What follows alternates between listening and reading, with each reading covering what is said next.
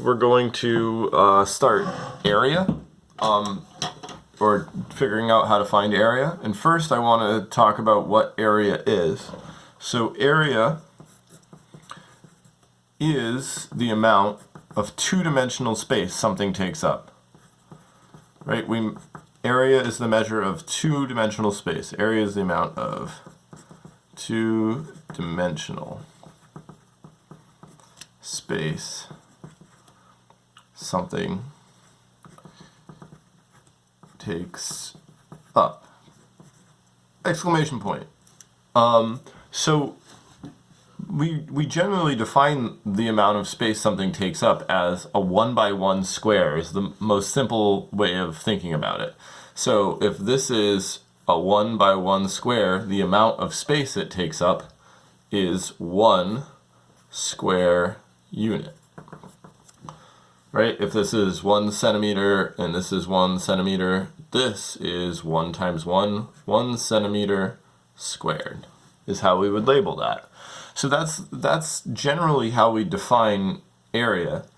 And then when we try to find the area of other shapes, we try to figure out how many 1 by 1 squares of whatever unit we're using we can fit into it.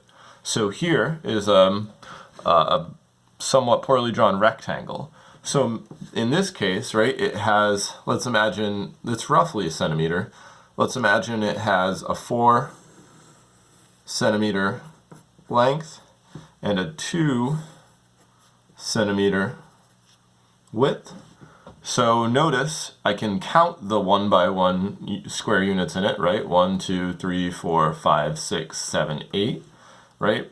Or I can use my area formula, and you've probably seen this before. So the area of a rectangle equals length times width, right? Area equals length times width, so area equals 2 times 4, so that equals 8. And then again, if this is centimeters, this is going to be centimeters squared, right? Because they make squares. Well, it's wild, but you can do something very similar with a parallelogram, right? Remember, a parallelogram, by definition, has opposite sides parallel. So we know this length and this length are the same, and this length and this length are the same. Well, we can turn a parallelogram into a rectangle quite easily. You would just take a vertical line, right? This would have to be perpendicular to the base, and you would cut this, right? You would cut right along here. So if I cut that triangle and then I move it over here, it turns my parallelogram into a rectangle. And so what I could then do is split it up into square units again. So let's say this had a base of 3 centimeters and a height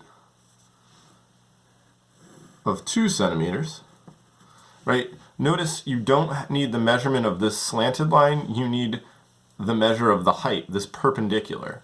So, right, if you look, I would have 1, 2, 3, 4, 5, 6 squares, right? And so again, the area of a parallelogram is the base. I generally refer to it as the base in this case. The base of my parallelogram times the height. So area equals 2 centimeters times 3 centimeters. That equals 6 centimeters squared. All right, I hope that makes sense. Bye.